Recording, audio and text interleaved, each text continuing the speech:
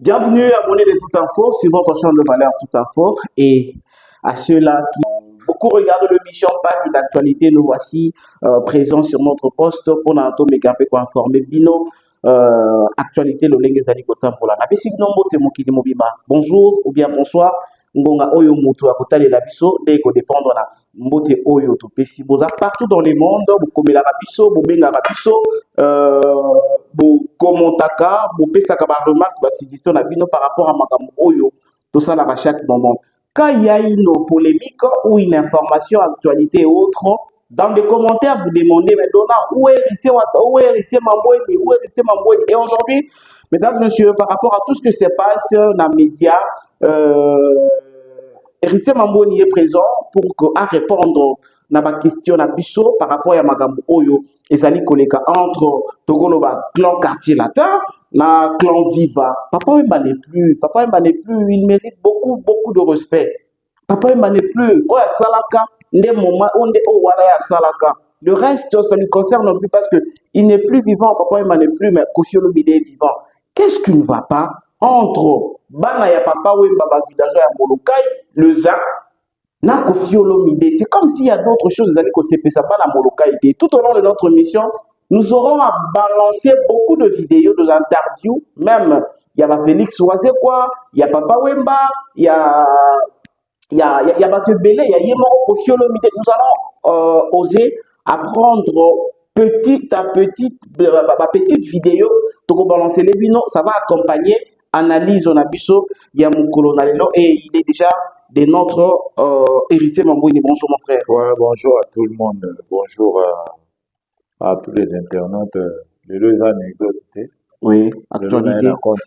Pour répondre à compte, il y a Kofi Olomide, 100%. Et Banto Mokondiba, c'est l'émission. Je suis là pour leur répondre à Bamado Sisalpino, tout Baota la Bissolelo, Minamani, par les bons de Mamassi.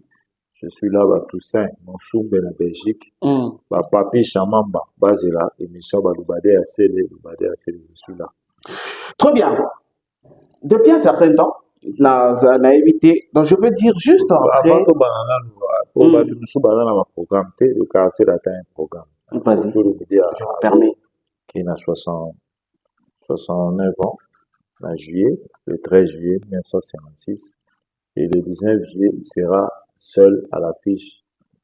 Et Mamassi et le quartier latin à l'hippodrome de Vincennes. Papa Ange de Charles, j'avais dit hippodrome de Vincennes. Et c'est le plus grand concert. Il y a Kofi Olomide dans la carrière. Il a assez typique, 85 000 places. Aziz Abiski, Sylvie Mode, Marie-Paul, Bosso, Billet, la team, Cindy Love, Cindy Fan, on va soutenir Kofi Olomide, le Kofi Phil, le Kofi X, vous allez béler l'hippodrome. Et Kofi va chanter avec son cœur. Hier déjà, il y avait Rep, Lobby Rep qui à Paris avec le quartier Latin Fashion. Okay. Comme on a vu présence, il y a le grand Chor, Somonodoche, Parabolique qui fait la répétition. La PC Mbote, face à ça. Mais il y a le nouveau Boula, Suzuki, Ozarapé. Merci beaucoup. Là, c'est le programme. Il y a Quartier Latin parce que j'ai préparé un grand événement. Demain, lobby, je crois. Aujourd'hui, lobby. En tout cas, pour vote intemporel, il y a 18 chansons. Au Kofi Olomide Bimisa, coffret. Au Boyo qui peut salir pour aimer qui clame là. Si déjà, moi, ma Cambodge, moi, il y a 30 secondes. Pour moi, la puissance, il y a artiste. Kofi Olomide, en tout cas, la troisième génération. Longévité dans le monde des artistes artistiques, au Kofi Olomide, dans le monde artistique, au Kofi Olomide Sali, aucun musicien de troisième génération, à Sali dans l'âge, et dans le temps, nous sommes la musique, on est là. Et voilà, peut-être pour au lobby, peut-être pour dénigrer les autres, parce que la troisième génération, vivant, baza et belé, toi, on a évolué, toi, on a bosi. Je crois aussi de deux côtés, comme anecdote, mais je vais parler des gens, un à un. Surtout dans le bannet, Kofi Olomide a plus des chansons intemporelles les bateaux de Tangana. Dans deux rangs, Kofi Olomide avait le seul africain noir à Béda. Là, comme au Pouta, la salle mot prestigieux. C'est Kofi Olomide parce que quand Papa voulait jouer l'Olympia, il y avait déjà les Béli Bédo, il y avait les Myriam Makeba. Il fut le premier Zaïrois, même pas le premier africain. Mais je respecte mon chéro. Taboulay, c'est l'idole de Koffi Olomide. Ouais. Rochereau Taboulay, Pascal, grand compositeur, grand chanteur, il a créé les Soul Jones. Ce moment là, Betty Mansigi a joué des émissions. À la première femme africaine, mais femme congolaise a joué le Zénith de Paris en 88. Okay. Ouais, c'est un peu ça. Mais Koffi Olomide a la Bercy. Les a records. Mais on dit pas ça un passeport diplomatique parce que à un élo omnisport de Bercy, par l'omnisport de Bercy. Et puis les autres la cercle, il pique et il pardonne. Donc ça est comme arena. Et puis Simbalité, dans un combattant en bébélé. Et puis vous avez vu, Bonabo était le premier musicien africain. Mais bien sûr qu'on a eu pardon. Nous allons revenir là. Koffi Olomide va jouer au cercle pique du pardon, papa en charge. Seul à l'affiche, étant le premier africain, mais comme on est pendant de la scène, tout ce qu'on va comprendre, il y aura des Congolais, il y aura d'autres Africains qui viendront après. Là, on va bien aujourd'hui dans la génération, il va soliter, ce qui est pour éviter la zone, il y a Robeta. Très bien, merci. Sera le premier à jouer à la salle de l'hippodrome TV. C'est hippique qui a l'hippodrome, 85 000 places, qui est plus grand que le stade de Martyr, plus grand que le stade de France. Merci Héritier Mamboni. Au Fongoli déjà, parenthèse, moi au Fongoli, par rapport il y a remix, il y a générique, il y a Danger des morts. Et là, générique, il y a Monde Arabe. Il y a Monde Arabe, ah oui, il y a. Voilà. Générique, il y a Monde Arabe. Koffi Olomide, na place où il y a beaucoup de dédicace, moi, on a eu, tu vas remarquer que à Longoli, il y a challenge à Hippodrome. Il n'y a rien à voir. Babila. Il y a Didison, tu es Babila. Didison reste la fille de Koffi Olomide. Soit il y a Koffi Olomide, le bateau, tout va la naraye, tout va fallir, va bien travailler, mais c'est moi, Koffi. Pas moi, chalet, voilà. Parce qu'il y a moi, Koffi Olomide, un succès, il y a chalet, un succès. Il y a Didison, parce qu'il est Didison Olomide. Elle est Didison. Alors, comme à Didison, il faut pâter, Didison, soit il y a moi, la chora bemba, ou bien moi, il y a la route en Soudan, il y a un musicien, il y a le Fombo, il y a la été. Tu comprends? Mais comme là, moi, il y a un grand star international, il y a renommé la Trump, il y a Koffi Olomide. En tout cas, il y a Koffi Olomide, il y a un star. Mais nous, Miss Univers. Nicolo a un succès, à moi, la Koffi Olomide. Bon, là, il faut faire Simba et Bouyanga. To Simba Suzuki Mata, to Simba Bouli Boula Sagi succès. Et moi, le bar a commencé à la Sanzeli. À l'époque, il y avait Petit à London, to Simba Babi Amataka, to Simba Bengrape, to Simba Mata. C'est ça, quoi. Autant avant de ça. Trop bien. Mesdames et messieurs, Héritier Mamboni, avant ton quota déjà, je vais proposer une première vidéo. Ce qui m'a ramené tout, et comme il m'a demandé, je me reviens, toyoka dans moi version muke ya mutu oya sala que papa we mara Koffi Olomide ba yebana. Papa we mara Koffi Olomide ba kutana. Et c'était qui? Comment il avait fait pour que Nini Salamaki pour la toute première fois à l'époque, papa we mara Koffi Olomide ba yebana ou bien ba kutana. Mesdames et messieurs, nous allons suivre cette petite vidéo. On va se retrouver tout juste après. Ça va bien. Alors, Koffi Olomide, est-ce que vous connaissez? Oui, on se connaît. C'est pour moi un jeune frère. Comment vous êtes connus? On peut savoir exactement comment. Nous avons grandi ensemble ici à Lemba. Et puis dans le même quartier. Oui, et puis c'était comme vous l'avez connu comme un jeune turbulent.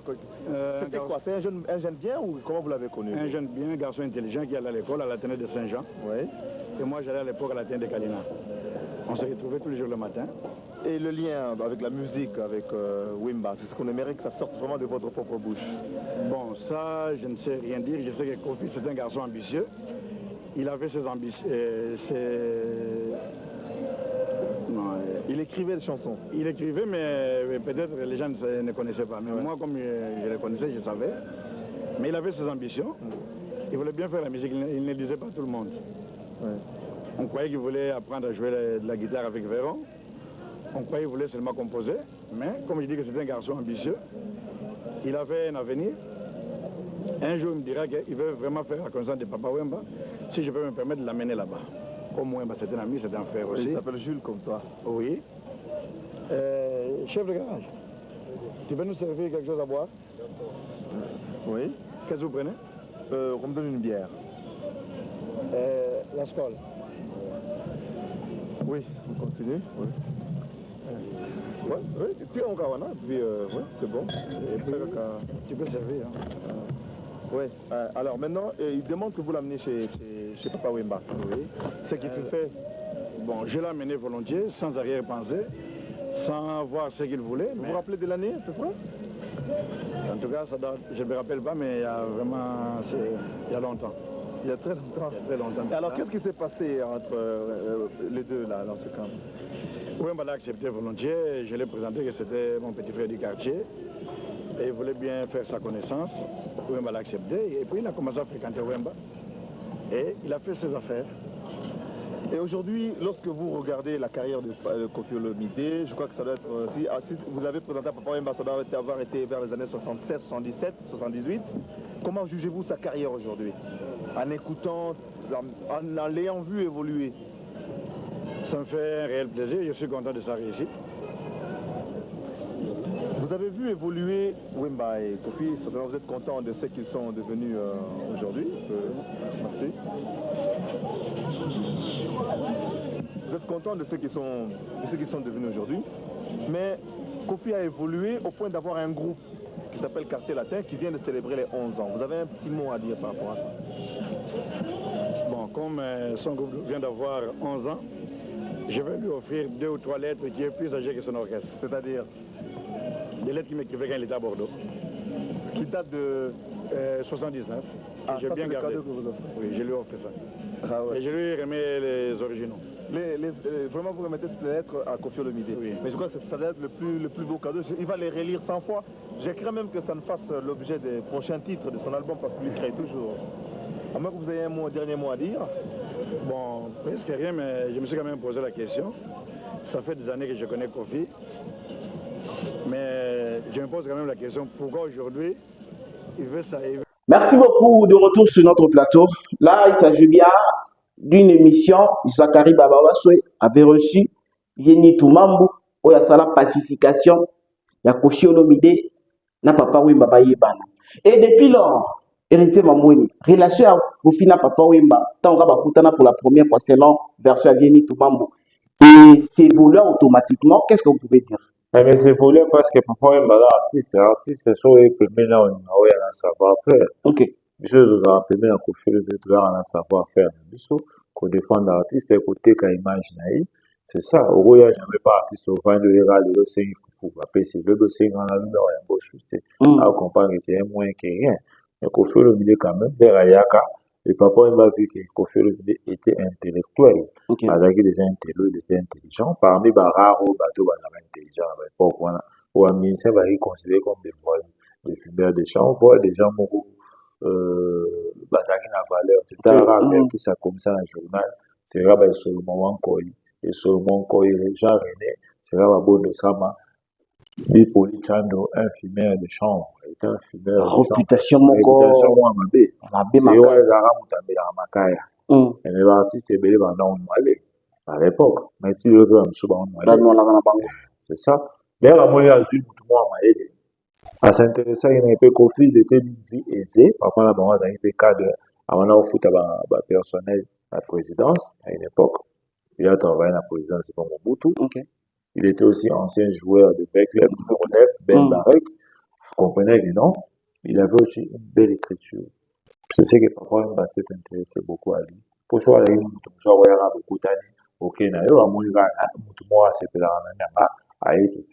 mais quand il a su que cet homme, ce garçon de Lemba a une belle écriture, il a de belles chansons qu'il écrit, en tout cas, pour un bel. Ok, c'est ça, on a besoin de ça. Ok, c'est maman, encore, papa, non. Et c'est un besoin. Voilà, mais ce qui est vrai, c'est que dans le moment Bakoutani, Papa Wemba a compris que chez Koffi Olomide va bénéficier. Également, Koffi Olomide a comprendre que Pemenia Viewana, il n'est pas pour bénéficier. Alors, bénéficier, c'est normal, à bénéficier pour bénéficier. L'année que on bénéficie de la visibilité. Visibilité, c'est parce que le premier album, le premier Zembo, il y a Asso, comment on va réduire, donc on va réduire. Ah, nous avons la relation, papa Wemba a bénéficié de Koffi Olomide. Koffi a bénéficié d'un feat. Mais il était déjà lancé déjà parce que pour votre petite histoire, Koffi a fait Samundambu et Asso, même pas avec les gens de la musique. Il a travaillé avec l'équipe de Zaïko, avec Paul Mantiani, un accompagnateur à Zarapé la Continental. Il a d'ailleurs en Belgique, à Koufa. Paul Mantiani, Continental, à l'époque, on a bêta pena Bajoski, na Baoutamai. C'est un peu ça. Continental, orchestre, à mettre tout, aujourd'hui, ça n'a pas d'anecdote. Mary John Gekerme, celui qui a créé les rythmes Kavacha, Kachu, Tobeta, Dubaï, Babeta. C'est les rythmes de Mary John Gekerme. Mais mon tapé, ça est, il y a un soin de vous. Le baril n'a pas de train. Je me très les autres bêta, bêta. Baril qui a un peu de brazage, je crois, les points noirs. Je me dis, il faut le reproduire en anglais. C'est Vologo qui est l'inspirateur de ces rythmes. Et Mary John a bâti Maïli. A bêta qui n'a oncle Bapus, ou à Emanzema, ou à Saranzema persévérer. Oncle Bapus, à Zatidio Poto, à la basiste à Zaïko. C'est un peu ça, avec Manoa Kouakou. Et lui-même la chante. Alors, et ça l'a mis que... Le troisième studio, c'était Senza. Nyoko, Miyoko, Lonzoto, Bouiz, Senza, Malou, Senza, mais là, on a demandé que ça, il était franc. Que ça, dans l'interview, alors que Koffi a PC la chemise. Alors, PC va parfait pour moi, la main, on photo. Il a dit ça. Alors, bah, ma solo, que non, là, tout le monde a bilamba, tout ça, mais il y a un dimanche, et mais les mêmes relais, on compte dire que c'est, mais que c'est la vérité. Que c'est le gars qui Koffi a aidé dans la composition, preuve, ça. Banze Moulwa, Batin de Bronze, Banda Kwandele, Batan Kale, travers la Koffi Olomide. Que c'est la vérité. Que c'est la vérité, comme on t'a dit que c'est la bilamba. On va bilamba keni leto bandava oyekola to ba bié pas salaka est-ce que ça le bon que encore ça va présenter quoi ça c'est du lin, ça c'est du velours, hein, ça c'est du lin, habito quand même beaucoup Parisana Juna Papa Wemba azoza ba plan et pas ni en cause et puis na le bango Juna jana écouter c'est pas tout le midi que ça habiter c'est du lin ya ça pas tout le midi et ça l'été. On va prendre aussi des convois à Redi. Tous moi, Redi à moi, vidéo à moi, tous on a nos parties à Liboso, où il y aurait des accompagnements à solo. Il y a Bilamba en disant que Nabané, où papa et Mazalaki, star même plus que le président de la République. Ensuite, on se retrouve tout juste après.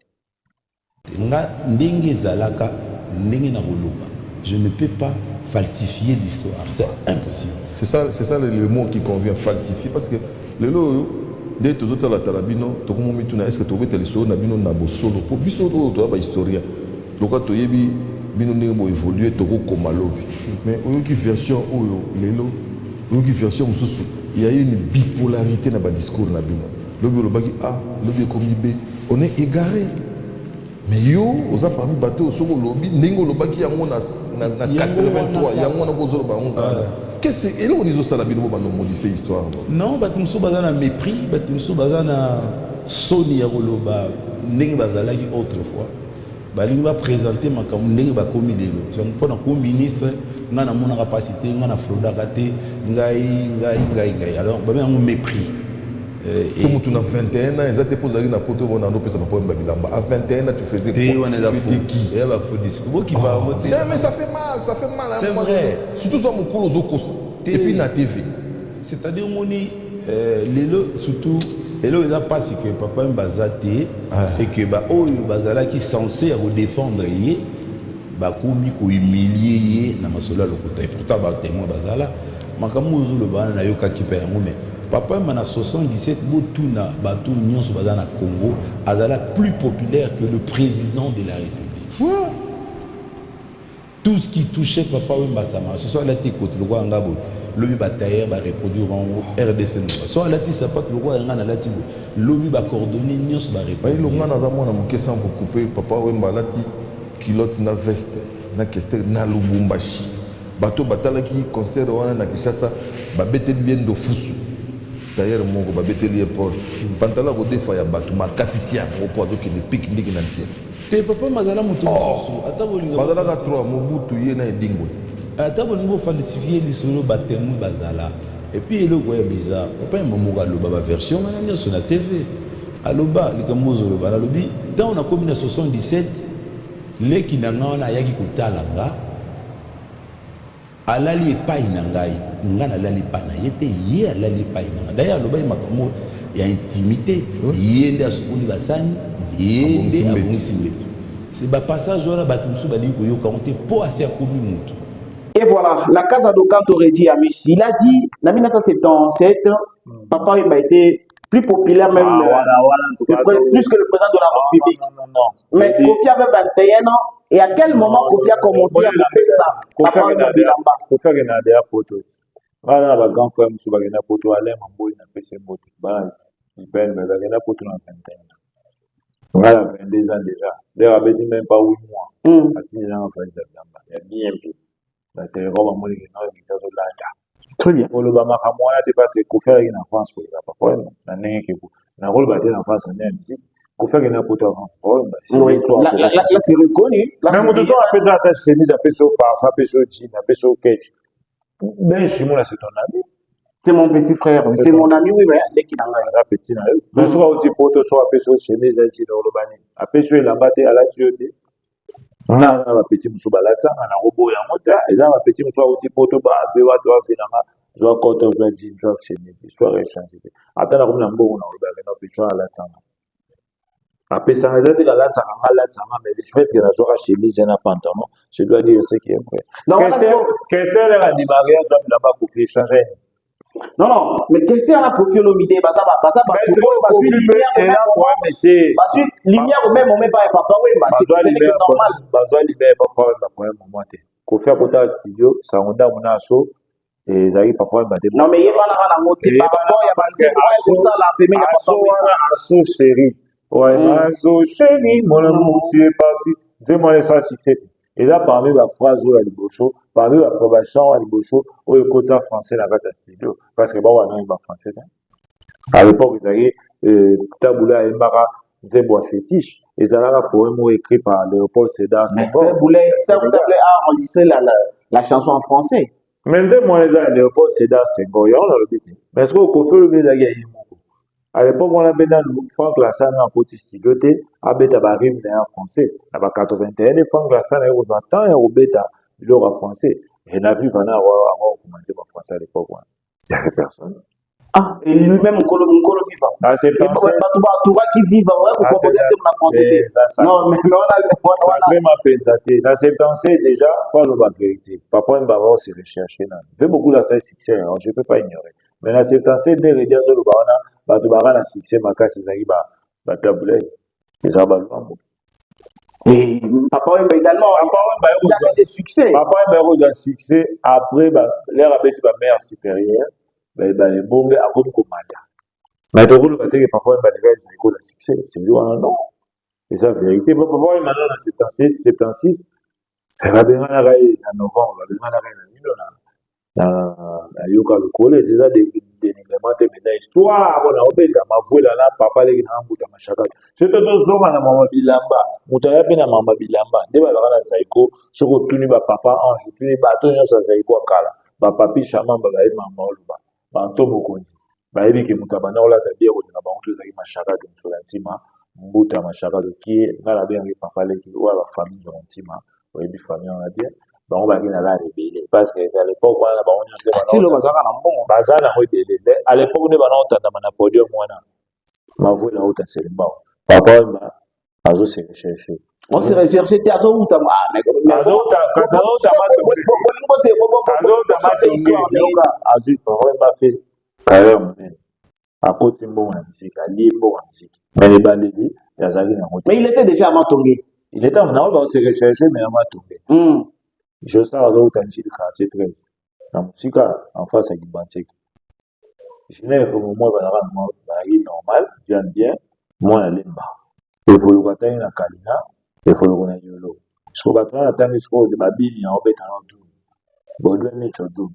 Bazamanga, la Bazaraka, Bahi, bateli sukami te à l'époque on a uza mangana te alors baba manoir siko na bango nyonso wana tangi wana ba jeje mangana manti mama ya siko na bato nyonso tangi na la filo parce que bilombe ya ngombo mais bato nyonso wana mutu moko tazaki na mbongo ya yimoko ya kibambongo ya la mbongo ba parents oui mbongo ba parents lui butama saka de sabier koleka bango nyonso wana histoire bachangea yango te eza na baministère mosusu lelo kozala succès mais toyebi histoire neti nga baza na nga moto awenge te mais naeza bino badolfe wana opesa babola na jeu bilanga ata lelo bakomi na mbongo eza histoire bakoboya yango bakoboya kondima yango mais mari mpona ndima yango eso bana oza bapantalon lelo kaka mari mpona ota kondima yango bamoneke biso normala bala soki neyi bongo edimine biso mais eza vérité ocomprendre Kofi est mené à la grandeur et mené à la banga zaki na on reconnaît que Kofi a na ko kabela parce que Kofi fils abana ko lui abana alors on vérité que Kofi a na ko kabela na le te ba tuni ou te pas Kofi autre chose un père moi mieux que dans le janvier le 1er janvier 2013 a fêté pas Kofi le milieu résultat faut ça ba sarana na confrère na Marius abana apesa un père moi mieux ka bino moi na ngolo zo voyager milité abaenda kukule ngala bini watu na koti wa mingi azoki bazelo so la vie nda Kofi ya kese un mot pe que non kese pe bopa Kofi le midage ba de ba machine ba kese baza kamana redi wa robe da redi wana redi tout temps redi Kofi derrière il y a Kofi tout aide na ngati so il y a un musicien de loi et ben na papa Wemba. Il y a un pont. Là, tu vas pour là, il va coucher les ponts, ils ont. On peut même pas parler. Il faut dire la vérité. L'histoire ne change pas. Faut dire la vérité. Bien que tu as une émission. Bien que tu as une émission. Bien pour la toute première, au Kuta la pont, ils ont des dépôts. Là, comme on n'allait pas là, il a travaillé pas là. Non, déjà, quand il y a un binomio, on va la relever là. Point ezalaka pour falsifier histoire te botona tozana na début ya carrière pour falsifier histoire te pour falsifier histoire na rolo ba nini histoire est marché à liboso la déjà déjà nouvelle tendance voilà falsifier histoire voilà parce que muto me mona to ke bana bulo bobo ye monta se pera na service mais là ma putain tu on a confirmé ça point voilà ça c'est point déjà voilà il faut reconnaître il faut dire c'est comment makambo ezalaka ke non mutakuta papa Wemba na redi et ça Kofi Olomide mutakuta ça Kofi papa Wemba eza moni redi a misi il a s'associer mingi na Mamadou Kofi Olomide a dia mingi à côté de lui. Papa m'appelle là on ndako ataki petit na utaka poto akuta appelle msuredi siko tango balongo so je crois tango mené balongo yetil comme ça petit on a boyemba na yo boyemba na yo c'est qui ce Kofi Olomide a aidé à rédiger dans ma composition. Kofi Olomide a aidé à rédiger même financièrement. Même les Rassaï Orchestre, c'est le même rédit qui vient encore classer trop sur la main au Edaï. Mais ça, par rapport à Bajou, Bastino, Baluchana, Balijo, Baluaramaramo et Alubarake. Non, mais c'est parce qu'aujourd'hui, Redi a pour défendre Papa Wemba. Non, il est mon bel ali, je vais pas problème. Mais c'est Redi à Gloria Basoula. Redi à Basoula. Redi à Mnana, oui, le Bataranabote. Non, mais tout ce qui est un problème que non, Redi est venu dire à Kofi Olomide, quand il parle de Papa Wemba, il a toujours dit ça dès son vivant. Il a dit, même Karamalo va changer, papa ne va pas y avoir contenir. Ce que papa m'a dit, c'est que j'avais un natif de collègue qui est un fan, ma belle n'est pas fallu, mais si doit savoir. Rédi ça comment dire warrior après ça merci la visa ou après ça c'est moi ngabu il a fait à mon avis j'ai dit papa mukolo ndenge wana bakomisa warrior na Rédi a mis 65 ans il n'a pas fait une bonne carrière il n'a jamais joué une salle politique abeta non père non là je te permets pas dire que non Sali il n'a pas fait une bonne carrière c'est faux et archi faux dis-moi la quatrième génération qui a plus de chansons plus que Rédi Amis la chanson ma chanson vraiment ma chanson de référence la quatrième génération la quatrième faut que la troisième bon non il y a la troisième génération voilà la troisième génération la troisième balingi ça aliki wase quoi ta rita za na banzi belé ko na kolo bakada za banzi belé ko le kafiela ilai yo banzemo Manzo Baridi. Na bien moi belé. Sur là et sur là, vous comprenez bien là il a réuni. La banze belé de faire regarder avec lui. Dans répertoire, tout le monde sait. Dans répertoire que vient là, azan la banze mouké par rapport à Veredi. Na nengi ya ko dénigrer Il y a ça les choses qu'on a dit là moi longtemps. Et ça question à côté là, tu as trouvé ta sur la carrière. Et Bobi on que on côté les ça wengete la carrière ya Redi. et Bobi ça wenge oui. Na Redi wenge ba beta stade de Martyr, Redi pas son abé dans stade. Soit on a un grand musicien à Congo. Que c'est la beta stade de Martyr, Kofi le mina beta stade, Papa on ba beta stade, Jiba beta stade, oui la beta stade Fali et Ferré. Héritier mina mai. Oaze kwa sali bien. Aya bien les boulot wana awa ba Bobi mata kale na ban makala. Ouais, ça problème maté. Conseil Redi a beti na poto moni plan sali au senti ningi ba c'est Mais conseil on rebeta conseil Redi a beti na poto ya conseil à Bataclan. Et ça ça il y a 2500 moni conseil voilà, ça ça mythique. Kofi le mida beta on a demandé. Voilà Kofi on va na banda. Na ko na ba campagne. Ça date de combien d'années? Voilà zotonga. Asomi na ma campagne, azotonga. Monandé à l'époque voilà il y a pas de faux pas. Ça date de fois. Premier poto Suzuki. Ouais, Suzuki na boti. Eza kana. Ah, C'est là que dans la beauté, c'est voilà premier poteau va Félix Tyson, bah là tu m'as c'est vrai du saut au bête dans la moto à 65 ans, les échecs. Saut au bête ta carrière dans vie va, moto à Ebani, à part Papa Wemba. Là-bas vivant, c'est à Willow. On t'a raconté des gens à commentaire à Zati, à Willow, sur la Nigeria, bah il y a Willow. Sur la Côte d'Ivoire, tout les Ivoiriens. Oui, tout le Congolais. Oui, vous connaissez Redi à Missi, tout le Zanani, c'est qui? Mais ce qui a eu le monde pas. Carolina, Mama, et tu n'as pas Togo, Henri Kala qui n'a pas ses mots, Togo, en tout cas, Bamisho, Baébani, qui a Baébani, qui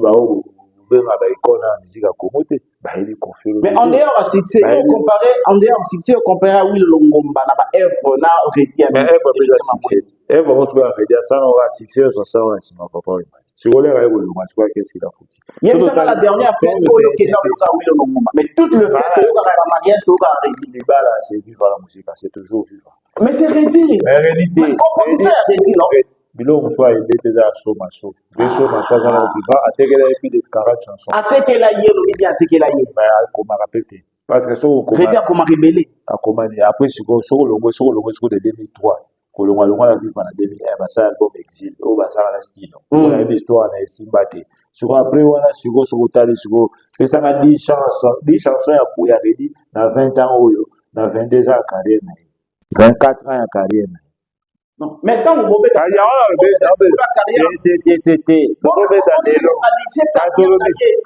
je ne suis pas venu pour répondre à Redi. Redi l'a mis ici. Dans 20 ans, 24 ans, ça il est bandé à Papa Wemba. Agent a dit beauté.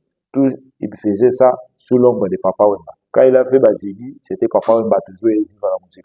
Sur Abeti, rendez-vous, album il y a Prudence, c'était Papa Wemba vivre. Sur Abeti, Bomi Watan, quand l'album il y a Quindina, c'était vivre la musique.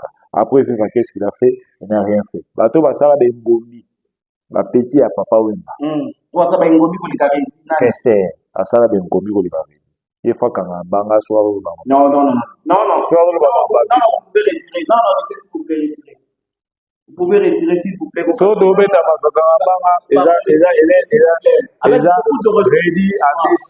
Na bato ba musicien on retiré na mamba Redi s'il te plaît Redi aza quand même kolo oyo tozali ko sengela ko pese ba ngala pe na fille était na Redi c'est la cancer mbanga te la de changer en français il doit aussi se retirer c'est que pour kangamba et bavlique na ba kesser so ba oloba parce que ba pe mo kesser na yo ignorer Papa Wemba il y a Zoloba Ote Azoloba Mamba Lokuta et lui-même va finir Papa Wemba il y a des interviews sur ma déminée je peux chercher ça la tiens aloba mabe ya Papa Wemba il n'a ko finga Papa malobi ba buzo ba to beta ba conseil musu to futa maté ba zo mela biso to sala boy wana période ya na beta be de son rebelo ni ba wela be de son Papa Wemba ba be de son a dit ba yo na teti et vous savez mais j'ai compris que beta a la raison pourquoi Bedo na makamla bango vivre autour de Bedo là Redi ba yoka mais jusque là on n'a pas encore non tout dans le vidéo nyonso pardon quelques vidéos to sélectionner pour la Redi à Miss concernant ngai ko lobaki non mais so zo se redi so redi amisi aloba makambo ya Koffi Olomide akomaka banzembo Koffi alala nzembo asalaka boye akosa bato ke papa oyo babeta Bercy buta liboso mpo ani mpona kotombola Koffi Olomide aloba même ke Koffi Olomide abima na badanseuse yango moni bafundi ye take ye moko bakola ye na coin na ntiri wana pa danseuse ye moko Redi Amisi nanonga yebeyango te na ntiri na badana siko bato yanga binisa loka batabula ye elwambo azalaka na mwasi moko ya rocherete etabula so na biso abotana danseuse on va faire ça tout tu as un micro na mesa ça va nous permettre à ce que son et permettre de se bien voilà Redi ya lobby juste kaka makambo estengo esengeli que amoni que vient na ye Koffi Olomide azati na ye aza koloba bien te mpona vie na bango papa wemba il y a un problème depuis quand c'est Redi emo qui est auteur de ça parce que la souffre Koffi alaka bien na bamarai boluka kotuna mpe marai version mpo ye Redi Amisi aye akuta marai na viva lere ayaka na viva ayaki na badifficulté na kokotana na style viva ya kobongisa na chapeau na oyeba te il a fait un grand effort na koboya baprouesse ya Redi te na viva mais l'époque wana ezalaki bato basimbaka viva na départ ya Kester avec les 12 apôtres Kester amibena Yesu Jésus Christ suki ebele c'était marai na lito bango nde bayaki balidere avec le temps nde Redi akomata na nzembo akotida première chanson koma na viva mais nzembo moko mpe Gina wana oyo bapete ebima yango bapapa ezaka nango ya lidi nzembo lokwa ya Eliana iko tinalama poto eza nzembo ape lijo ebima yango bapapa ce sont des alo bapete eza nango musique ekofi apesa ye deux votes apesa Redi Amisi deux votes deux votes ebama des versions soko obeti oyoka deux votes ya viva yoka siko version deux votes apre lijo yango yebisa opusa bapesi oyo nzembo apre baye kokotulamo lelo makambo nzembo wana olobi ekomi olobama trop Koffi apesa papa wemba banzembo Koffi nde moto asala badebi ya papa wemba Koffi moto asala badebi ya papa wemba mais Redi alobi yango que oui on ne disconvient pas bayaki azalaki kopesa nzembo na n'importe qui tana opesa yango na papa wemba parce que banzembo yango wana soki ye moko Koffi ayembaki elingaki esala eloko te comprendre yango wana d'ailleurs ntango azoloba okabilaki makabila ye banzembo en guise de quoi mpo amona yeke misto oyo aza sympa banzembo na ntango ezokota ye ndenge tazwa yango avant po lenkulu angano yebi aza star aza na tante aki matanga azungi akesoki wapi donc aza vraiment na tante et soki aye Kester sa azwi po style viva eza mingi na Kester eke na grand wana aza na banzembo na ye certes mais mutu po abongisangi koma ndenge avive eza Kester ntango azoyemba ezofacilité beaucoup alanda ngo bien mo ndenge eza ozala après wana bon ekomi ndenge ekomi bamelope oui apesa biso toloba ngo mais ezala te ke bokulu nde moto asengaki bamelope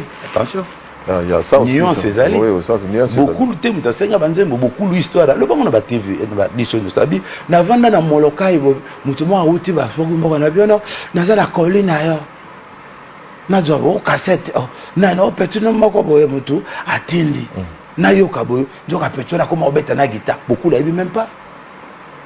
Tu vois, ils ont en guise de peut-être qui fanatisme à l'égard grand naé. Mais tant que Simbi beaucoup la même gamme. Beaucoup la même gamme. Abimi méchant, oh papa na maman ba no benga naé pour ba que ayaza fois une dernière zoya awa sur une dernière. Non, même pas. C'est que beaucoup les ont considéré que aza mwana maïle ya classe attends classe oui. Vraiment kolonga na nzela wana te. Omoni ebimi siko neti ko azaki jaloux na alinga banze mona ya pesa ka ye pour beaucoup les ont kanza côté parce que beaucoup les gens va composer na Zaiko baki va composer na Isifi azana va composer na yoka lokole banze beaucoup simbaka ba pipa la musique loka ba beaucoup laka ezaka déjà été ça dit azaki na va composer rebelle mais le fait qu'alinga ki leki ne wana mingi leki wana suka baloli siko si c'est comme neuf que non grâce na mais ceux qui vont pas passer d'instrument ceux qui vont faire le bani qui y n'aiment pas beaucoup le seul orchestre non un PV aussi mais ça banzembo wana isa ya mukolo nzembo te isa ya yemoko papa wemba et puis grand wana tanga sala banzembo na est-ce qu'il récolte succès wana quand on a bani wana et yaki wana oyo appareil esalaki na vivre esali succès makasi mais ntango ayembaki ye moko ezalaki différent donc soki ya soki tele kofe ayeboyemba bambodila ayemba wana nini siko mpo bomona lokeno siko tutu akokotutuloba siko babétise lere kofi lere ayembi baso ayembi balbum mosusu lere atiki kosala banzembo na vivre lere abeti banzembo mosusu abeti bambodila abeta wana papa wemba on a essayé de la lumière. Kofi Azui, la musique. Kofi le non, qu'est-ce que même Yémo Kofi a condamné. Quand vous dites que la lumière a vu la musique, vous savez que Yémo a aussi la lumière dans la mamie. On a bêta la division des chansons. Hein? Le rôle de la banque qui ça va bateau ba le premier bateau ba compagnie. Et même Maïwati. Et même Maïwati, Asso et bêta va partout. Les chants aussi veulent danser là. Les chants et ça va succès. Et puis, l'air actif maman parole là, et Kofi a continué de succès en succès. C'est pas que Kofi a d'ailleurs là, il y a hôtel. Parce que on est tout à l'heure au c'est comme un hôtel. Avec tu vas Onia. Avec tu vas Bangobila, Ouragan, là c'est pas un Ouragan, tu vas femme noire. Tout on continue. Sur la troisième, deuxième génération, vous avez dit Kofi sur les biens matériels à Zate. Donc, il m'a la vérité. Sur les plans artistiques. Ok, musique, hein? Musique, bien matériel, est content. C'est le patron de l'air patron. Non, mais tout ce qu'il y a dans la musique, bien matériel, c'est rien. C'est rien. L'air fallait au moins là que ça va parler. Il a pris ça chez lui. Parce que peut-être que tu n'as pas l'habitude de m'appeler, on les a confiés. Les habitudes de m'appeler, les musiciens, il faut vivre bien. Les musiciens, on a mis, on va vivre bien, on va faire un coup. Donc, succès faut accompagner par bien matériel, d'être un star américain. Parmi les bateaux, faire rêver bateau musique, il va confier ça. Qu'il y a un musicien pour la réalité. Sko yoka, dans les habitants. Alors là, ça ne tout cas. Et ça, pour moi, le fruit de son travail. Soit aussi la troisième génération, qu'on fait plus de chansons à succès que les bateaux tout autant, qu'on fait une carrière pour bien. Qu'on les gars papa Wemba. Ouais, ça débat comme ça. Ça débat comme ça là. Maintenant, si on confie dans le répertoire avec papa Wemba. Avec qui dans le répertoire? Oui. La chanson succès dans la salle. Oui. La même chanson succès. Qu'on fait plus de chansons avec papa Wemba. Oui. Il a plus de chansons que papa Wemba. On a discuté pas. Où ils ont débat pour ça à côté. Même pour que même ceux qui confient dans la chanson pour le papa Wemba, là, va ça élection. Il y a un meilleur musicien africain à décennies, papa et papa dans la catégorie de la Bamishundo. Les arrivés, les arrivés, les gens qui ont aussi parti à communes, ils sur le vote, ils vont voter. Et qu'on fait vivre un meilleur musicien à décennies Afrique. Ce qui est dans la troisième génération, le plus doué de Moutazan et critiques à Makassi, c'est Kofi Olomide. Et merci beaucoup. Ouais, il y a beaucoup de débats. Je vous propose une vidéo à Zati. Kofi Olomide a plus de chansons et Kofi a dans la critique au Tchad Kofi Nana. Au Tchad Kofi Nana aussi. Kofi Nana Tchad. Tant qu'il a dit chansons. Héritier Mamboy, nous avons proposé une vidéo à Alpha Blondy. Alpha Blondy n'a pas némi à reconnaître papa et Maloko la album. Sans beaucoup parler. Chers dames et messieurs, on suit en 1 minute, il y a quelques secondes seulement, la vidéo avec Alpha Blondy qui a reconnu la valeur de Papa Wemba. On se retrouve juste après. Bonjour, monsieur Alpha Blondy. Bonjour, mon frère. Oui, aujourd'hui, nous célébrons le 20e anniversaire de Papa Wemba. Vous avez connu Papa Wemba, quelle impression, quel est le sentiment par rapport à ce 20 ans d'anniversaire? Papa Wemba est un compagnon de lutte que je respecte. Et non, parce que c'est les premiers qui ont déclenché le phénomène de la world music ici en Europe. Et non, quand nous on venait sur la place musicale européenne, il y avait déjà Papa Wemba, Salif Keita, Manu Dibango, Relema, qui avaient déjà ouvert la route. Donc, quelque part, j'ai un très grand respect pour Papa Wemba. Et à chaque fois vraiment que je le vois, c'est comme si vraiment je voyais un doyen. OK? Et tout de suite, je disais à mon manager qu'on a le même âge. Mais il me dit que c'est pas vrai. Mais Wemba, c'est une référence. C'est la référence. You know? C'est l'un des rares artistes africains qui est très, très connu en Afrique du Sud. J'ai été avec lui en Namibie, à Windhoek, pour aller faire une série de télévision avec la chaîne anglaise CBS. Et j'ai été agréablement surpris de voir que grâce à Wemba, tu comprends, vraiment, tous les gars étaient là à l'aéroport pour nous accueillir. Donc, je tiens à dire à mes frères du Zaïre, en Papa Wemba, vous avez un ambassadeur digne de ce nom. Merci. Voilà, tout le monde a Alpha Blondy. On va reconnaître quand même que il fallait que papa il masse à la pour que Bango tout peut-être que la musique africaine est représentée sur le plan international. Papa m'a fait un grand musicien. Papa m'a fait une carrière. Habita au Japon, habita en Australie. Ça les carrières bien. C'est normal. Les intégraments moi je dis aussi la vérité. Alors le Kofi aussi a contribué la carrière à Papa Wemba. Et Papa Wemba aussi, Kofi a profité avec la Papa Wemba pour appeler ça des feats. Il y a Wake Up. Et ben on vous allez passer quoi la profiter. Parce qu'un feat est toujours bénéfique. Il y a deux personnes. Quand ils ont fait Wake Up, ils avaient l'album en 1996, produit par son disque.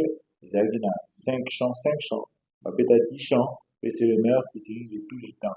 Si de l'eau en trouvant la matériau, sur le des sangs à Bamangao, les gens en 1983, ou à l'album, après mon écran, calé, la salle, on peut pas commémorer, quand calé la Kofi, bah, oui, bah, Ozala Kaka Moto DG, bah, oui, bah, la chanson, le jour là-bas, bah, on dit, mais sur le mot de la, c'est pas épée d'arati des autres, c'est Wake Up. Alors, par rapport, il y a les solos bêtés à Wake Up, voilà. Ceux qui featuring Wane Salama, c'est leur histoire.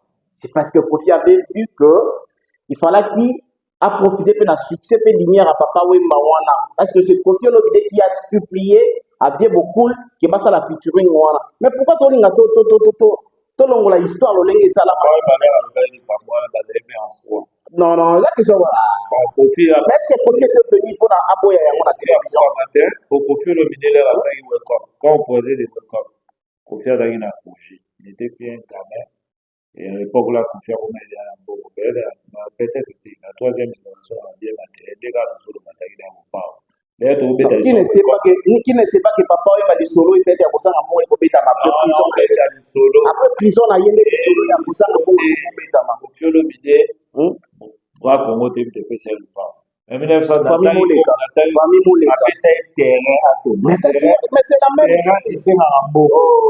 Kofi Olomide, dans ma campagne, Kofi soit banda, il a payé beau. Beaucoup n'a jamais acheté de maison. Nabila jamais acheté de maison, selon vous. Il y a autre talent. Parce que lobby, bracongo ne peut ça. Il y a lobby, famille on est calé, ça pas moi les résultats j'ai pas fait de Papa Wemba, les musiciens. Tout respecté mort, que ce soit les vont pouvoir les décortiquer. Depuis maintenant, il faut un caisser, on a un caisser 4 au Mali. Château, ou Erantika, ou à la Banda, ou à la Mona. Pose à la naïe. Tu n'as jamais posé à la Papa Wemba. On a bien Papa Wemba. Aux ala na Kofi, au yebi à Kofi, aux ala na Papa Wemba. Pour que ça, alors le babicho, tu dis, malade ou à Kofi, tout tangi. Faut te l'année déjà, va faire cité, va le voir. Qu'est-ce que là pour faire moi là? Ah, mais si quand on a conquesté là, ma place, je des preuves, il y a la question à l'eau de l'amour. Et puis on va de tangi. Quand on va faire la tête, bah quand on est d'avant, bah dans l'idéologie succès, bah on va chez les parents. Maintenant au moins, il faut que ça va parler. Pour faire celui là, on a une bâche. Qu'est-ce que la chose même pousse. Et c'était la première personne de maison de Kessel. Kessel a une belle série 3 pour faire une Porsche à une ensemble. Bagui dans un mois pour avance par rapport à la vieille. Pas avance. Bagui dans un mois pour moi, il y a bien. Par rapport à la troisième génération, Kessel a profité Bagui. Bentelo. Bagui, moi, un peu évolué. Je sens un retard au niveau de l'étude. Je vais sur Kessel, à ce cas, deuxième graduat dans l'université à Kasapa. Kessel, il parlait un bon français. Ils étaient envoyés pour la fois qu'il a eu pour tout. Nous sommes allés pour les élèves à mon pote. Là, tu parles de Papa Wemba, c'est clair. Non, mais c'est clair. Tu parles de Papa Wemba, c'est clair. Non, non, ils ont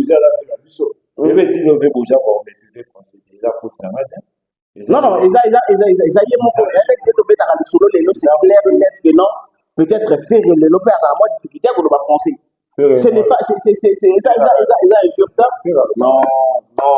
Ce sont des choses comme maintenant. En décembre, février.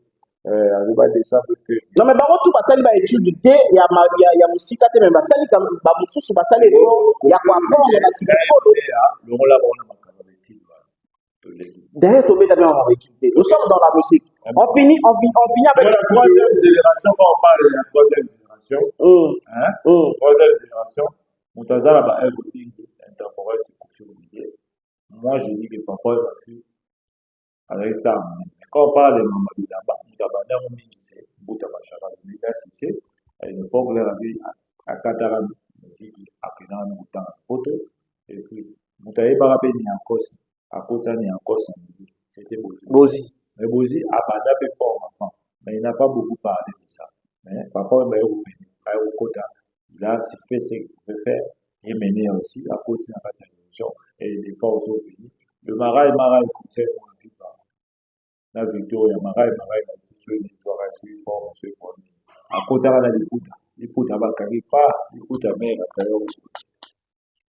Il a pas de les arrêts pour la guerre, la forme. Quand tu vas aller là-bas, à mon lava, à mon lava, ça la guerre, écoute à pas, Maraï, ça a fait deux, il y a Maraï, écoute à côté de la écoute, qu'est-ce que c'est à boire?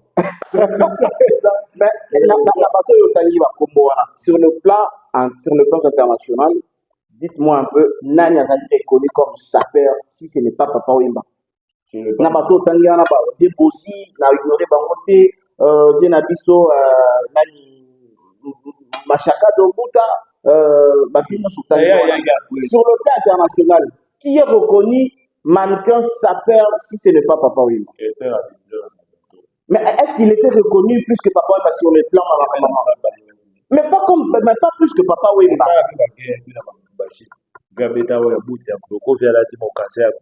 Ça vient les. J'ai goûté à bêta Mogo. Qu'est-ce à bêta? À bêta bouti à Coco, Papa Wemba l'a moukassé. Babouté Babouda va guerre.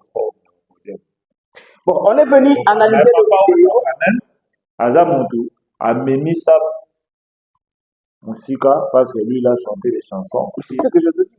Il y a à cause des données, le roi va mettre le roi va proclamation, des sifflets, ce sont des œuvres. Il y a encore, ça a aidé la blanc, Jean Fort Ferré, le jour aussi, il va passer pendant. Il a pérennisé aussi dans ça, mais il était d'abandon. C'est un peu ça. Merci, parce que au lobby des locaux, il a pérennisé. Voilà. Alexis Batoupé, mais il y a encore ça au PC Bandier pour les autres. Donc, il y a cause qui est mon cabimisa qui yango et il n'y a que ça la main de l'autre côté. La Kinshasa joue à proclamation dans ses pas. Ce sont les chansons, il y a encore des derniers coups de sifflet. Ce sont les chansons. Le fala qui a papa et Bassimba pour ça la bien. Alors, on finit avec le vidéo de Nani de Viens habiter sur la casa de Cantoredi à Nice. On finit, on suit cette vidéo, on se retrouve tout juste après pour finir notre émission. Il y a des mots.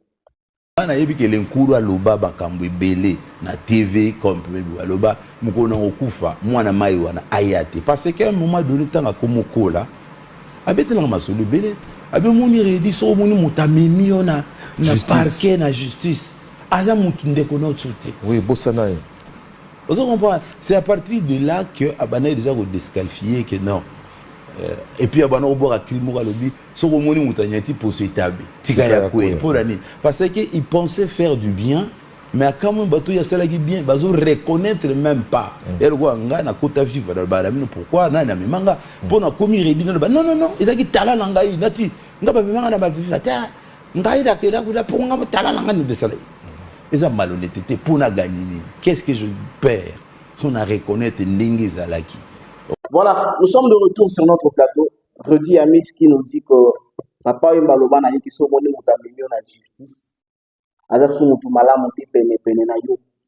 Yango esalama que Papa Wemba loba na ba interview que soki akufi mwana mai wana ayati on les allés malobaya vient la sur la place de 4 et c'est mambo votre commentaire. En tout cas, je suis très déçu. Dans les je comprends tout le monde qui a commis les nouveaux porte-parole. Moi, boya, pour la sur la micro, ça m'a manqué. On va annoncer, un nouveau porte-parole. Et là, le conflit de l'Union, papa, mais l'autre, papa, on va poser une carrière à construire le bébé. Alors, le conflit qui va laisser les lui-même. L'image au papa, il m'a dit, on a une idée internationale, on a une histoire de conflit. Et puis, combien de producteurs, qui m'a dit. Au moins, la gravité, on était. Tu vas arrêter pour beaucoup de dollars. Et ma paix. Tu comprends? Gravité, voilà. L'air à le bail, non, c'est film, copine passagère. Quand il y a je sais. Est-ce que ma demande est bien dans le niveau à quoi on peut dire ça que c'est. Et là, on va la question, on va choisir. Si tu veux que c'est un profil d'assurance pour le matin, même en haut de la solide. Et tout ce qui a mangé dans la place. Au moment où le badar il pirate des CD lui-même. Ça veut dire que pour les terres, on doit avoir un abominable ça. Alors, il faut qu'on m'imagine dans la justice. Il n'y avait pas peut-être moyen de il y a qu'on réconcilier. On doit avoir un candidat. Candidat, et là, on va se confier le bas, on a papa, il va combler papa. Quand papa m'a dit que c'est une copine passagère, ma femme, il y a que ça avec une copine passagère. Femme, il y a que ça avec une copine passagère. Il y a un niveau, il y a pas de la bouteille avec que c'est. Mon toit le bas mwana et redi qui a fondé la bête redi pas fondé papa et pas non les gens la bouteille pas que c'est le bon intérêt maramse là ma togo le bâti na ba je pas dire on ne pouvait pas dire des choses pareilles yo pirata ba c'est pour mon gravité de voilà pour aider non oui pas là yo là ils dit la plus exemple pour ça aux musiciens tu auras besoin de producteurs même on dit donc il va donner pirata ba c'est là CD oya pour les arrêts pour ça dire pour 500 CD yo bon 1000 CD yo koti mingi ya koti rien vous avez besoin de ça là dans ça même mutu na ba na charge ma yo mto ça là on déjà des banques na ça là na ni tout quand on a des entretiens na la banda pour la futaka baba la ça la futaka et vous n'avez pas vu ça c'était pas grave mais pas arriver jusqu'à la justice comme il y a eu Kanda. Elle me fait à ce qui s'est passé. Pour comprendre que non. Elle savait. Le roi est le panga, la coca pour bella. Quand il va se revenir, ok, demain, Kofi, au lobby, quand même, il y a un lobby qui n'a pas parlé à reconnaître qui a 5 excuses. Non, reconnaître s'excuser. Vous ne pouvez pas parce que les journalistes, ça tourne, c'est qui n'est pas bon. Papa, il a eu musicien, peut-être vous avez un mais du bida, ou bien. C'est les besoins de deuxième mois, c'est bon, ça, on va le fond. Qu'on fait remettre dans le carapace, qu'il y a. On ne peut pas saluer un mambo. Et il y a la négative. Mais souvent, la négative avec des de haut sugar. Mais la tombe, il y a papa, on ne pouvait pas dire ça. Le monde entier, quand on fait le même mambo, ça veut dire que c'est quoi le monde entier? Parce qu'il est confiant dans l'idée. On comprend, le profil de ce qu'on a le bidage, il y a des mondes, même quand il y a gestion pays, soit le boulot, il y a pays. Tout le monde a makambo ya Kabila. Et RFI fait le bas. La chaîne internationale. Souvent, papa, il m'a dit, il a la chaîne internationale. Pas mon non. Il confie, mais le confie, il pirate ses CD lui-même. Ça veut dire que pour mes mots, pour faire ça, ça veut dire qu'il y a un CD, il y a un politaire. Politaire, il n'y a pas. Et de ma façon, on peut s'arrêter ça. On soit à Canamo, c'est trop, tout s'arrêter dans la musique. Mais puis, ça va comment la justice soit là. Et c'est l'avocat à Kofi. Oui, l'avocat à Kofi ne va pas la justice. Mais Kofi, non, mais lui-même, il était présent pour interdire à ses avocats. Il a dit, on vient dans le mot là. Ah, ça fait la main. Il faut faire bien qui va s'excuser. Et puis, on a un peu arrivé dans le conseil, il y a Kofi le dit dans le chez lui. Mais Makambo aurait dit à l'autre. Il y a ça dimanche. Dans le conseil à Bibi, il y a des choses bien mort. S'il vous plaît, Rété Mambo, Makambo aurait dit à l'obé que vient déjà un homme qui les clients ont été. Moi, j'ai suivi une vidéo de Waseko à l'époque, avant ça, la Wake Up. Waseko à l'obé, il y a ici, papa, parce que l'on a la moto, on a dit la vérité, moto, on a l'ingaba yoté. et papa mba mutema malamu kaka alimisi. Donc c'est comme si na milieu de musique parce que tout ba yebaka puis ba comprendre que non papa Wemba ko tsalinga papa Wemba expliquer à papa Wemba. Mais papa Wemba na reprocher le lelo ko mo na ebité donc so ezali nini on so ko pe complexe vis-à-vis ya mutu wana na comprendre ngote. Malgré que nazo expliquer que moni vie mutu na lingi yote ta na mona le même papa Wemba benga un jour oh vie oh petit na nga place yo vandi wana aventure yaki afukama ki wana mama ngi badaka ndengona esika nga na vandaki mais yaki kufukama de ça dit que sona longoli ka kiti mabolongo ne mutu alaki awa ote ayako fukama awa photo sala album moko nga na ye wake up kuto alobi ke banze mono ezala te tout ça papa Wemba ne comprenait pas que baso monter coup tu as une belle voix balimba longola yo pembeni na yo un bon parolier pour na continuer. Si moi je suis venu interview c'est quoi Kofi ba aider financièrement pour ba aider c'est normal ba mon monde la musique on ba diabo chacun avait tiré le droit na côté dans son côté ngala ya yo te na na kutasagi o ma bali mama o kula ba o les amonde Kofi na papa Wemba baza jana ndeki en tout cas ce sont des grands stars aussi le se ba ntanga ba komuna na on doit faire beaucoup de respect to go beta go so wa se ko tela ba et que c'est avec la parole to beta le so cela wa c'est aussi a écrit des chansons pour papa Wemba ça la fait parler papa Wemba wa c'est la parole ba so ba so c'est ko faut ça qu'est-ce que papa Wemba so là si ba kufa ou ba so pour moi je fais alors le logo vient na salanga le logo vient na salanga et le wana soit ça est-ce qu'il pouvait dire ça à la télé. C'était une copine passagère. Quand il m'a marié, je sais, c'est moi. Je sais, c'est.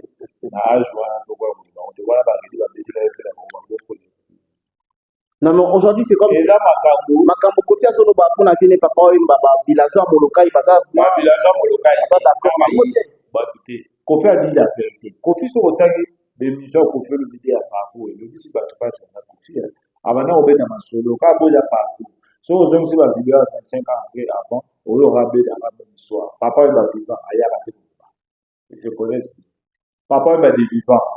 Na rozo c'est la polémique à Singa Mati, l'affaire d'État, force et frappe, il disait ça. Papa Wemba a raté au débat pour réagir.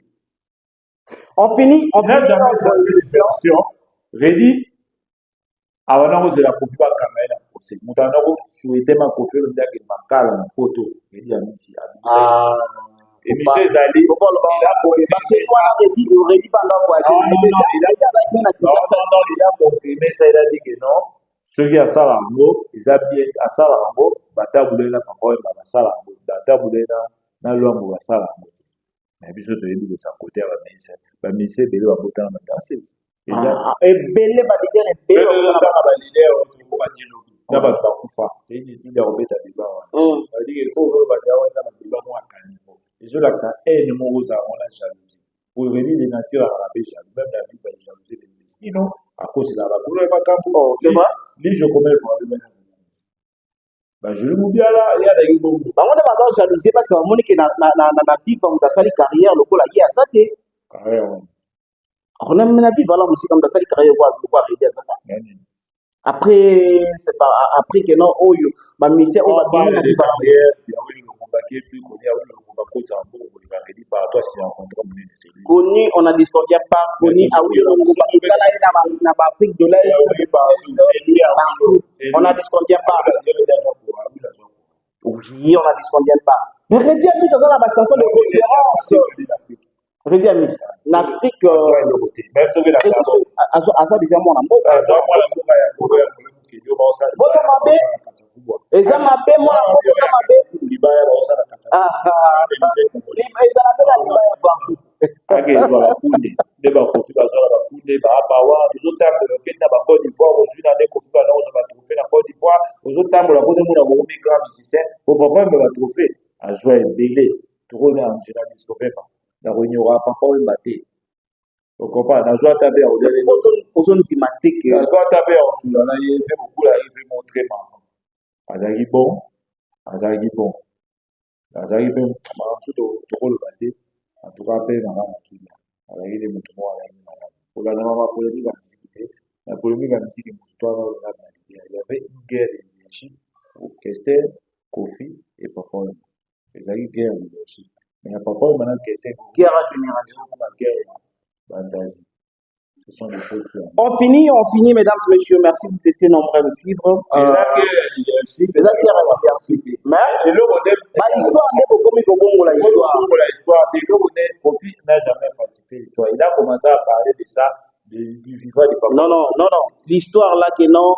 Papa Mba Yakola n'a pas Kofi. Non, c'est faux. C'est Kofi Mba Yakola n'a pas Kofi.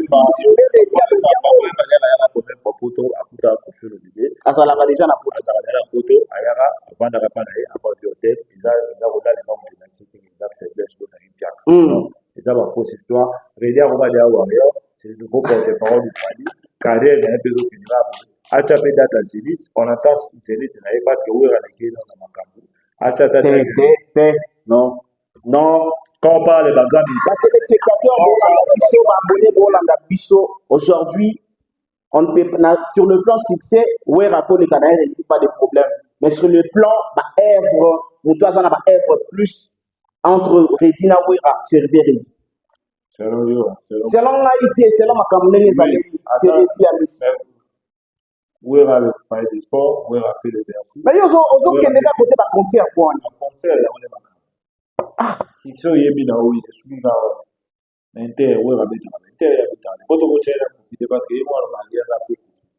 Il y a là des choses à profiter. Ça veut dire que ça dans Mukolo, abanda ko fia Mukolo na ye, ko fia bani musique bosso na ye, ko fia mantia ko lekaye, ko fia l'expérience dans l'état.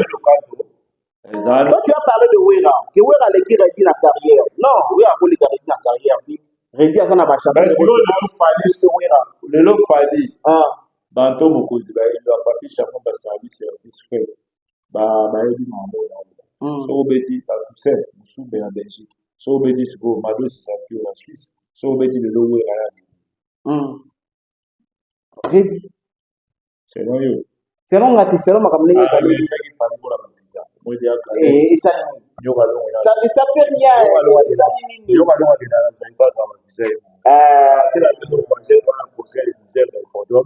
To sei mutu visa ke Kofi le bida bana ko mera bato ba ko monsenga ba moi mutu to fala lo suma boya ka o mense Kofi le bida parce que Kofi so a ça a falité même yo le do monsenga fali bo boya senga le baleki ma beta eza ba be ngale ngale na tsina senga na le bo eza ma ba ko na za boleki na ngamo waza na mbogi ngala je suis dans le besoin na za urgence na ça essaie regarder ba ba so ko za visa fali do saison réclamant le n'importe quoi en tout cas biso to zala pour le cadre ko fait le débat dans la picture de l'histoire na dit que ba on fin na ba ba mais Kofi a fait un apport et des chansons qu'il a donné à papa et gratuitement azangi fait na ba ninga na ba na ya papa ba bula bwana ya papa ya papa et babu boy papa et babu profiter de Kofi a profité de papa et baza azangi le moment so ka azangi en dire au ba comme ça pour bana obeba maintenant bon ça là c'est reconnu bana yibani babeba en 2013 na eba na matala tabule beta mbe matala ko zoya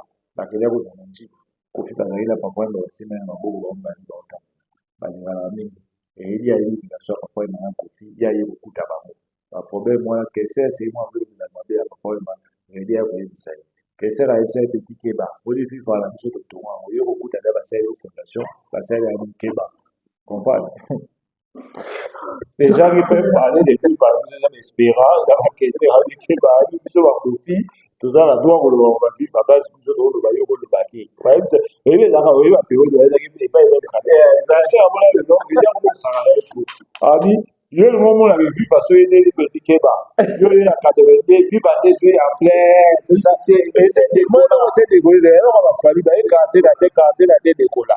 Quand la tête des colas, on va suffire d'avoir oublié. Là so ba et le baba de la yi ba dikola mo ti ba kasi ba samba matisi ba furo ba matisi ba comme ça on dit même contrat Bercy et ça travaux ya ba bureau ouais ça travaux ya ba académie ya ba bodogo ya ba babia ça travaux ya ba Suzuki ya ba samba on dit ba on ça ba ko et ça génération là ba on dit ba ça travaux wala ba compagnie quartier là na Kofi le bidé na ba mo ba musicien Kofi boya ba effort ba tout le là même si son point.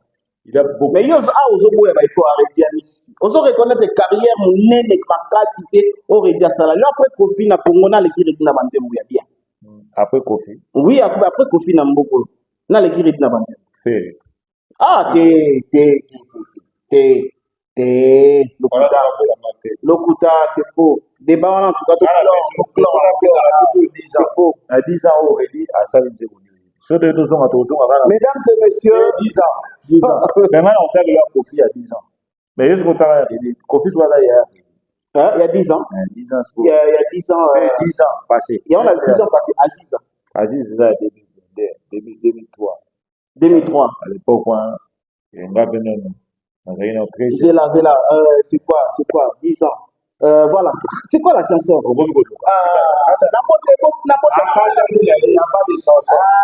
Papa, ils aiment Bélé.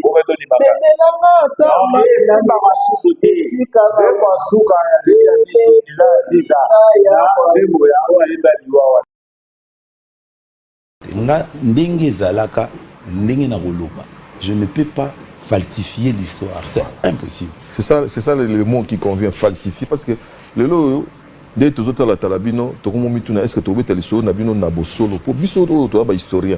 Donc tu as bino nebo évoluer tu comme lobi. Mais au qui version où lelo, au qui version mususu, il y a une bipolarité dans le discours nabino. Lobi le bagi A, lobi comme B, on est égaré. Mais yo, oza parmi bateau soko lobby, ningo lobaki yango na 83, yango na kozolo bango tana. Qu'est-ce que elo nizo sala bino ba no modifier histoire. Non, batumso bazana mépris, batumso bazana soni ya koloba ndenge bazalaki autrefois. Balingi ba présenter makambo ndenge ba komi lelo. Son pona ko ministre nga na mona capacité, nga na fraude akate, ngai. Alors ba yango mépris. Comme tu as 21 ans, ils ont posé une photo on a papa Mbabilamba. À 21 ans, tu faisais quoi? Tu étais qui? Il y a faux discours qui va voter. Mais ça fait mal c'est vrai. Surtout ça mon colo zokosa. Et puis na TV. C'est-à-dire moni lelo surtout lelo ils a pas si que papa Mbazate et que ba oyo bazala qui censé défendre yé ba komi ko humilier na masola lokota et pourtant ba témoin bazala makamuzo le bana na yoka ki pa yango mais papa en 77 botuna batou nyonso bazana Congo azala plus populaire que le président de la République. Ouais. Tout ce qui touchait papa Wemba ça marche. Soit la côté le roi ngabo lobi batailleur ba reproduire en RDC Mba. Soit la sapat le roi ngana lati bo lobi ba coordonner nyonso ba reproduire. Ba ngana za mona moke sans vous couper papa Wemba lati kilote na veste na kester na Lubumbashi. Bato batala ki concert wana na Kinshasa ba beteli bien do fusu. D'ailleurs mon ba beteli airport. Pantala go defa ya bato makatisi yango po azoki ni pique-nique na ntsele. Te papa mazala mutu fusu ata bolinga bazala ka 3 mobutu ye na edingwe. Ata bolinga bo falsifier lisolo ba témoin bazala. Et puis eloko ya bizarre. Papa mamoka loba ba version wana nyonso na TV. Aloba likambozo loba na lobi tant on a commis en 77 les kinanga wana yaki kutalanga alali epai na ngai nga nalali pa na ye te ye alali epai na ngai d'ailleurs alobai makambo ya intimité ye nde asukuli basani ye nde abongisi mbeto c'est bapassage wana bato mosusu balingi koyoka ngo te mpo asi akomi motu tant mieux mais bato bazala batémoin baza losiki ya maneno akufa te azali Lilo Miango journaliste wana azali Nila Mbungu azali bave nanga ba fidèle babala bazalaki na France Henri Wanya tata d'azaki ambassadeur c'est-à-dire l'amour est ridicule il y a aucun secret on a zoko saboué mututé yebi non bah tu beli bazalo oh man pourquoi tu dis pas la vérité mais pourquoi tu es en train de falsifier tu avais quel âge 21 ans mais est-ce que tu avais quel statut oh t'es qu'à drogue oh ni nyango tu comprends donc ils ont makamba olanda raté ngana yebi que l'enkuru aloba bakambo belé na TV comme aloba mukona okufa mwana mai wana ayate parce qu'à un moment donné tanga komokola abetela masolo belé abe moni redi so moni mutamemi ona na parquet na justice aza mutu ndeko na tsote oui bossana vous comprenez c'est à partir de là que abana déjà ko disqualifier que non et puis abana obora crime lobi so moni mutanyati pour s'établir tika ya ko pour ani parce que il pensait faire du bien mais quand même bateau ya cela qui bien bazo reconnaître même pas et le gars na kota fifa dans baramino pourquoi na na manga pour na komi redi non non ezaki tala ngai nati ngaba manga na ba fifa ta ngai da kela kula pour ngaba tala ngai de cela eza malhonnêteté pour na gagner qu'est-ce que je perds si on a reconnaître ndingi zalaki on comprend donc eza façon ya mutu batu belé baza azalaki ndenge mususu ba veni tout mambo bazali veni mazana lemba muto salara que tata wana ayeba muto ya koma ko dénigrer na ba télévision aza vivant mais oyo ka jamais versionné et puis comme ça là que les courous nyonso bazali ba sacré marpeza les grands notables za ba lobelo ote ba jado les cambodgiens baza ba lobelo ote ba Pinos bassiste ya vive la musique aza mais baza na version ba syriana bazali avant na poto so yoki ba version yoka makamususu grand wana zolo ba no tant ba côté vive wala kesela zaki neti comédien neti aventurier non c'est faux kesela za ova na molokai vraie version ngeza ke batu ya vive bazaro linga grand wana te ba lingete moni muto vana na molokai za qui kesele mena passer au temps le Bumbashi boy famille na bango ba yebake azali donc avant dana alors tant grand nazo yebisa beaucoup que boninze munanga beaucoup la zo répondre oh bon to yembaka ngara yo lukape mutu moko na muvuma sanini ayemba so yebisi espérant on lui a partir ngana ko yembelo so yebisi bi poli abona so que jado abona et bien peut-être ça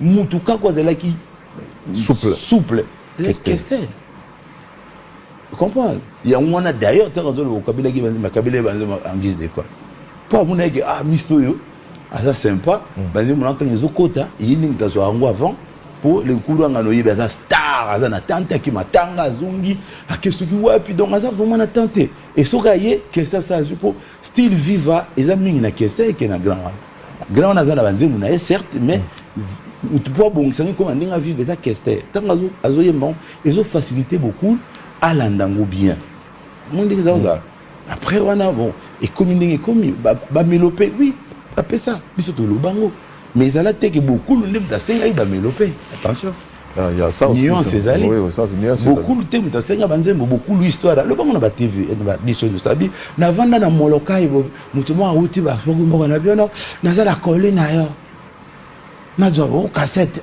na no petit no moko boye mutu atindi na yoka boye joka petit na comme obeta na guitare beaucoup là même pas. Tu vois, ils ont en guise de peut-être qui fanatisme à l'égard granae. Mais tant que Simbi, beaucoup la mimingam. Beaucoup la mimingam. Abimi méchant, oh papa na maman ba no benganae pour baïba que ayaza fois une dernière zoya awa seconde dernière. Non, même pas. C'est que beaucoup les ont considéré que azamoua na maïe la classe, attends la classe, oui. Vraiment kolonga na nzela wana te. Et bimi sikoni tiko azaki jalo na alinga banze muni ya pesa kaye pour oh beaucoup la ko kanza kote parce que beaucoup la ba compositeur na zaiko ba compositeur na isifi azena ba compositeur na yoka lokole banze mo pe simbaka ba pipa la musique loka ba beaucoup laka ezaka déjà été ça dit azaki na ba compositeur rebelle mais le fait qu'alinga ki leki ne wana mingi leki wana suka baloli siko si c'est comme neuf que non grâce na mais ceux qui vont pas passer d'instrument ceux qui vont faire le bani qui n'aiment pas beaucoup le l'orchestre non un PV aussi mais ça banzembo wana ils ont beaucoup le nzembo te ils ont yemoko papa wemba et puis grand wana tanga sala banzembo na est-ce qu'il récolte succès wana quand on a bani wana et yaki wana o apparaît ça là il a vivre ça succès makas mais tant yemoko ils sont différents donc qu'on falsifier histoire n'a pas ben intérêt na ngote n'a pas te pourquoi lelo papa mbakufi au lieu de honorer tout ah vieux wana asala ki bopo nanga ah vieux wana asala ki ba bien pour nanga azate mais pourquoi il faut kara koloba komboni mais ya ko dénigrer ya ndenge mabe tam suso moi ça c'est il faut l'accès que yo grand prêtre donc non koloba na muto grand prêtre parce que avant yo koma mutu batu nyonso bazala ina 77 bakufate natangelo le siki ya maneno kufate natangelo lilo miango journaliste wana kufate ni tout membre le grand prêtre lemba azali akufate dans yozo lo bayo moko ezala ko la mukolo mo azebisa mutu ke mwana mukeke mo ndako na ndenge za mulili diabula za kuna metant mwana okola okopa za okosa mais dans ce monde ozo défendre papa Wemba bien wa la talio une année au monde ko za na poto deuxième année au za na poto troisième année ça a côté OK tout n'a qu'une côté ni ulinga gaye mais on dirait peka ya lolemo nazala ki na yo le 24 izale oh non natina kena poto nazala rendez-vous na médecin OK mbango pour so ya médecin il faut na tika yo faut na ko banga problème non oui l'enkuru wa ngana za ba onguti ngana ko changer jamais ça dit donc le binanga za histoire en même temps pour quand abiso ça simple tala ba émission belé oyoka ke batu moni pourquoi mbila kanga mutu akangi ya tunio dimanche 9 ni dozara wa o na malu eleki mikolo ba bengi sosus dimanche 9 ni o na